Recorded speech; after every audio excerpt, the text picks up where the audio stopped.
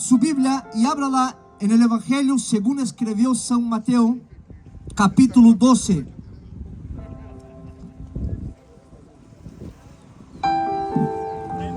Evangelio según escribió San Mateo, capítulo 12. Y vamos a leer el versículo 6.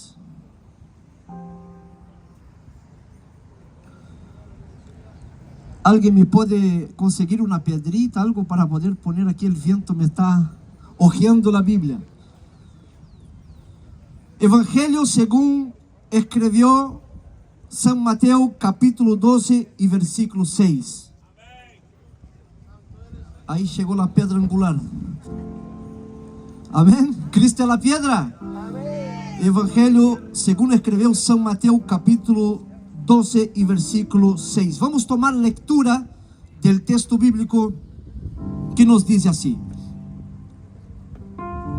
pues os digo que uno mayor que el templo está aquí. Todos juntos.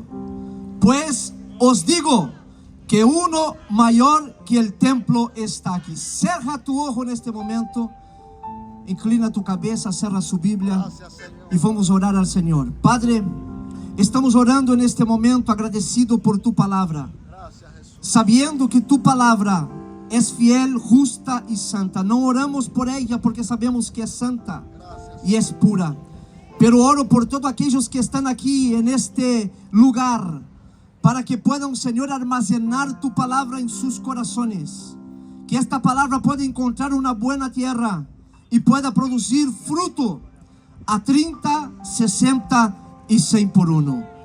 Gloria a Dios.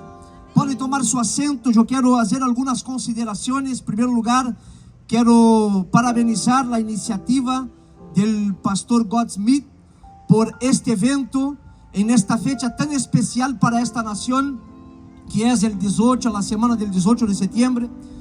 Y también para parabenizarlo a toda su iglesia por esta movilización, porque hacer un evento de esta envergadura no es para cualquier uno, es para valientes.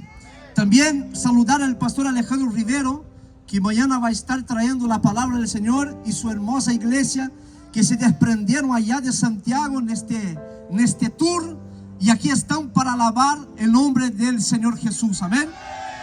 Así que hoy día Dios tiene una palabra para tu vida. Amados hermanos, entrando de inmediato en la escritura que nosotros acabamos de leer, nosotros estamos deparados con una declaración poderosa de Jesucristo. Pero vamos a desglosar un poco el texto para entender cómo llegó Él a esta circunstancia, cómo llegó Él a esta declaración. Nos dice en el verso 1 que en aquel tiempo iba Jesús por los sembrados en un día de reposo, y sus discípulos tuvieron hambre y comenzaron a arrancar espigas y a comer estas espigas. Viendo los fariseos, le dijeron: he aquí, tus discípulos hacen lo que no es lícito hacer en el día de reposo. Había una controversia entre los religiosos, que empezaron a interpelar con Jesús, conociendo la fama de Jesús, conociendo lo que Jesús estaba haciendo por aquellos lados de Jerusalén, sanando a los enfermos, curando a aquellos que estaban viviendo por diferentes circunstancias. Y los discípulos buscaban a Jesús porque vían en Jesús algo diferente. Y entonces ellos empezaron a interpelar, porque era un día sábado, y el sábado es un día sagrado para los judíos. Los judíos, ellos guardan el sábado. No se puede hacer una cantidad de cosas en el sábado, porque añadieron más con sus tradiciones al sábado aquello que no estaba en la ley, y pusieron interpretaciones mucho más elevadas de aquellas que Dios había prescrito en su palabra. Y empezaron a criticar porque Jesús no criticaba a sus discípulos. Me gustaría que usted se pusiese en la escena y meditase un poco en este texto, porque el templo es un instrumento sagrado para la cultura judía. Los judíos tenían el templo como el centro nacional del judaísmo, el centro nacional de toda la adoración. todo lo que se hacía en Israel estaba concentrado en él. Todo estaba en el templo. La vida social, la vida religiosa, la vida espiritual, todo se centraba en el templo. De allá salía la ceremonia religiosa, de allá se hacían los sacrificios, de allá salían las leyes por los sacerdotes. Los sacerdotes interpretaban la ley al pueblo. Había un día que era el día del Yom Kippur, que toda la nación afluía para el templo y quedaban todo el día en ayunas enfrente al templo. ¿Y qué hacían ahí? Solamente en pleno día ellos escuchaban la ley de Dios, porque los sacerdotes tenían que leer toda la ley. Esto significa que los sacerdotes leían el manual sacerdotal. ¿Sabe cuál era el manual sacerdotal? El libro de Levítico. Todo el sacerdote, él tenía que saber el libro de Levítico y tenía que leer al pueblo. Y el pueblo quedaba todo el día escuchando la ley, escuchando la palabra, porque era muy importante el tabernáculo. Pasó sus años. David quiso construir una casa para el Señor. Y él ve que él habitaba en palacios, que él estaba viviendo bien, que él había vencido muchas batallas, había ganado mucha fama, había ganado mucha riqueza, tenía muchos bienes materiales, construyó una mansión. Y él mira que el arca de la alianza estaba habitando en una tienda. Y él dice en su corazón: no es bueno que Dios habite en una carpa, siendo que yo vivo en una casa. Yo voy a construir una casa. Él corrió al sacerdote, habló con el sacerdote, propuso la idea. El sacerdote, el profeta le dijo: qué bueno deseo tiene en su corazón. El profeta le da el aval. Cuando el profeta está saliendo, el Espíritu de Dios habla con él y vuelve y dice a David que él no me va a construir casa, porque él tiene mucha sangre en sus manos. Cuando él llega a David y le cuenta eso, David se entristece en su corazón, porque él quería dar una casa para el Señor. Él quería dar una morada para el Señor, porque él tenía un amor tan grande por Dios. Recuerde, David era segundo el corazón de Dios. Él tenía este corazón, un corazón misionero, un corazón aventurero, un corazón de trabajo, un corazón de fluir por dentro del imperio que estaba construyendo.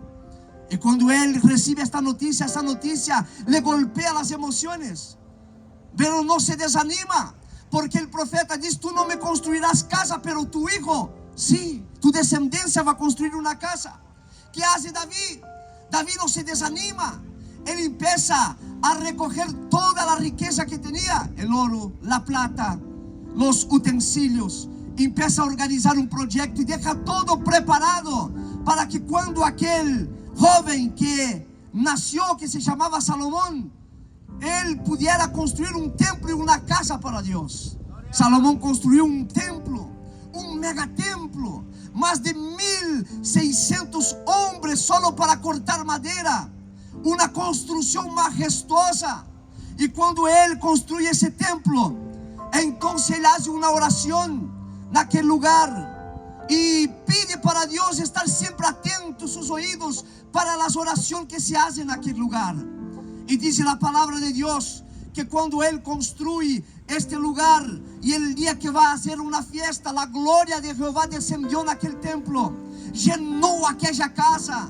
Aquella casa fue llenada de la gloria de Dios, de la presencia de Dios, de una manera tal que los sacerdotes no podían quedar de pie dentro de aquel templo y se cayeron al suelo, porque la manifestación de la gloria de Dios llenó aquel lugar. Fue un templo glorioso. Levantó un tremendo de un edificio. Pero una de las palabras claves de la oración de Salomón que impacta mi vida es cuando él dice que el Dios Todopoderoso no habita en templos hechos por hombres. Ni el cielo de los cielos puede contener la gloria de Dios. ¿Qué dirá una simple casa? ¿Qué dirá un simple templo? Pero ¿cuál es la necesidad del templo? La necesidad del templo y del tabernáculo era para regular la vida civil del pueblo. es para introducir Dios en medio del pueblo. Era para que Dios pudiera manifestarse en medio del pueblo. Era para que Dios tuviera una casa, una morada en medio al pueblo. Para esto fue este lugar de adoración, este lugar de sacrificio. Y también era el símbolo de la patria, la conexión más profunda que tenía el pueblo con Dios. ¿Usted puede imaginar? Usted vive en una cultura, hoy el tema principal es una mejor patria con Jesús. Esta semana todos están conmemorando los hallazgos, las hazañas que hicieron los chilenos del pasado. Hay un simbolismo dentro del 18 de septiembre para ustedes, como el 7 de enero, el 7 de septiembre, perdón, allá en Brasil, que también es una semana que se conmemora. Pero Israel tenía 7 fiestas para conmemorar y para alabar a su Dios. Y entonces el templo era una conexión importantísima. Ahora, en medio a esta situación que Jesús está viviendo, a donde Él está siendo interpelado, a donde le están diciendo que no era lícito Él hacer lo que hacía sus discípulos, cosechar en el día sábado, Él suelta una declaración poderosa. Él dice: pues os digo que uno mayor que el templo está aquí. ¿Qué estaba Jesús diciendo? El templo para ustedes es importante. El sistema religioso de ustedes es importante. Pero yo soy mayor que este sistema. Yo soy mayor que este templo. Porque Él estaba declarando su identidad divina. Él estaba reclamando su deidad. Estaba diciendo que Él era aquel que estaba todo prefigurado y simbolizado en aquel templo. Los judíos no podían entender quién estaba delante de Él. Los judíos no podían comprender quién era aquel que estaba delante de Él.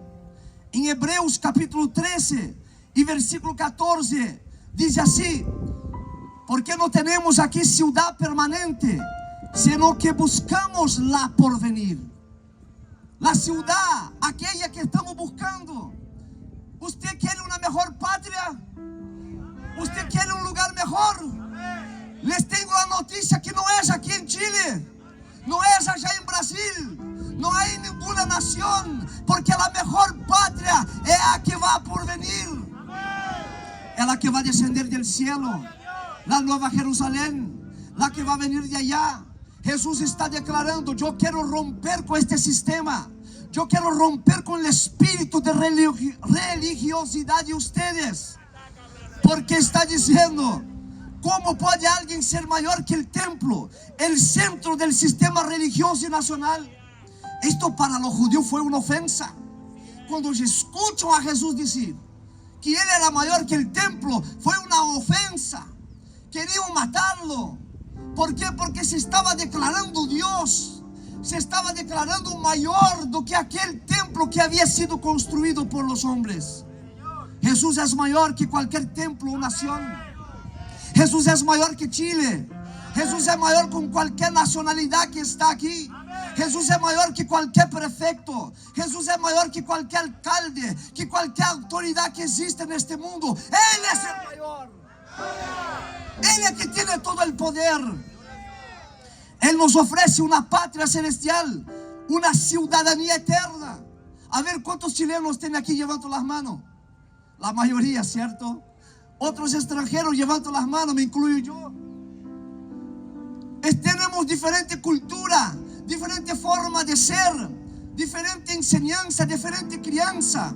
Bueno, para nosotros brasileños, crianza es un niño chico, pero tenemos diferente educación.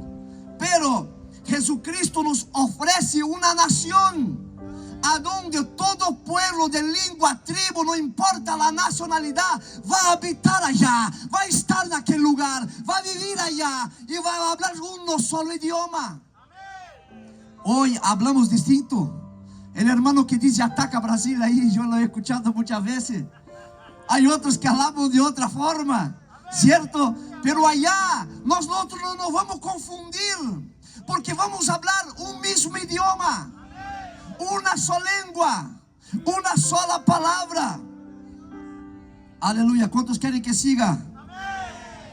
Ahora imagínese un momento que usted va a vivir en una ciudad imponente, una ciudad gigantesca, un centro cultural de fe y poder. Imagínese, usted está viviendo en una ciudad que tiene todo, una ciudad que es el corazón de esta nación y es el centro. La vida espiritual de esta nación es la religiosidad, la vida económica perfecta, la vida política perfecta. Todas las personas se aman y todas las personas comparten una misma fe. Un símbolo sagrado de esta ciudad es un templo. Pero un día un poderoso ejército enemigo destruye por completo esta ciudad.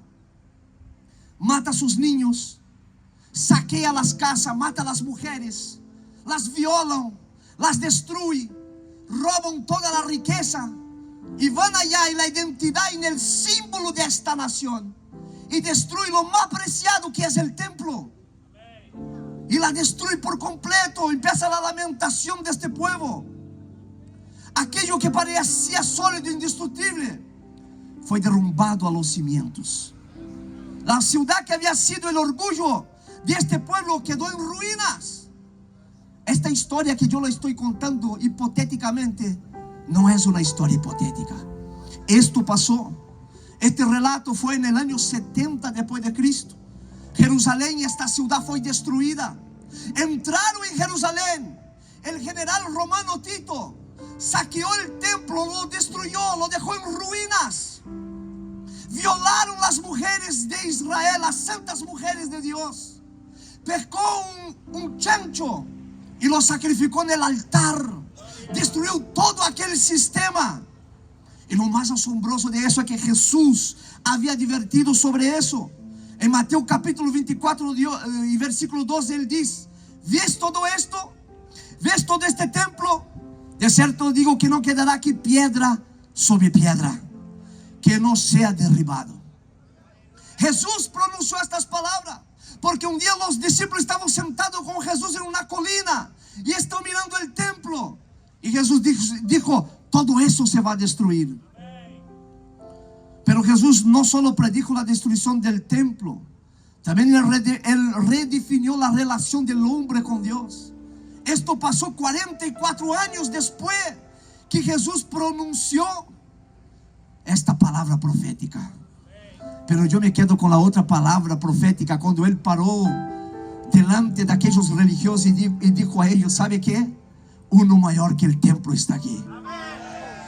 El templo, la adoración de ustedes va a ser destruida. El sistema religioso va a ser destruido. Pero yo voy a redefinir la historia de adoración de esta nación. Es cuando él tuvo con aquella mujer en Samaria. La samaritana pensaba que en aquel monte se adoraba a Dios. Y también pensaba que entonces los de Jerusalén adoraban el templo y ella en aquel monte. Jesús dijo: no, mujer, no es en este monte y tampoco en Jerusalén que se va a adorar, porque el Padre busca adoradores que adoren en espíritu y en verdad. En todo el lugar. ¿Qué Jesús quería decir con esto? Él estaba anunciando la caída de un sistema religioso y estableciendo un nuevo método de adoración. El establecimiento de un nuevo reino, el reino de Dios. Yo le quiero hacer una pregunta a su mente. Yo quiero traer una reflexión a su mente en este momento. ¿Cuál es el mensaje más importante de la iglesia? ¿Cuál es el mensaje que la iglesia tiene que anunciar? ¿Cuál es el mensaje que la iglesia tiene que predicar? ¿Cuál fue el mensaje que predicó Jesús? Pablo dijo que nosotros tenemos que ser imitadores ¿de quién? Porque él era imitador de Cristo, ¿cierto? Entonces, usted sabe que en su Biblia hay 4 evangelios. Repita conmigo: 4 evangelios. 4 evangelios, 4 relatos, 4 biografías que hablan de un personaje no común. Un hombre que habló a una nación. Un hombre que predicó caminando. Jesús caminaba todos los días. Se levantaba temprano, iba de un lado para el otro, de aldea a aldea, subía a los montes, oraba en los montes. El otro día salía caminando por todo lado, predicando. Durante 3 años, ininterruptos, hasta llegar a la cruz, Jesús predicó un solo mensaje. Y dice la palabra de Dios que desde el día en que Juan Bautista empezó a predicar, empezó a bautizar, él empezó a predicar acerca de él. A ver, yo escuché a alguien decir ahí, ¿acerca de qué? ¿Acerca de qué? Él predicó acerca del reino. Jesús dedicó 3 años de su vida. Él sabía que iba a la cruz, él sabía que tenía que morir, él vino para esto, pero él vino a establecer un nuevo sistema de adoración. Él vino a establecer el reino de Dios. Él dedicó más de 40 parábolas. ¿Cuántas dije? 40. ¿Acerca de qué? Entonces, ponga atención. Si tu maestro, a cual yo tengo que ser imitador, así como Pablo es, predicó acerca del reino, el mensaje más importante es acerca del reino de Dios. Porque el reino de Dios es el gobierno de Dios en mi corazón. Si yo estoy en el reino, yo estoy obedeciendo el mensaje del reino. Una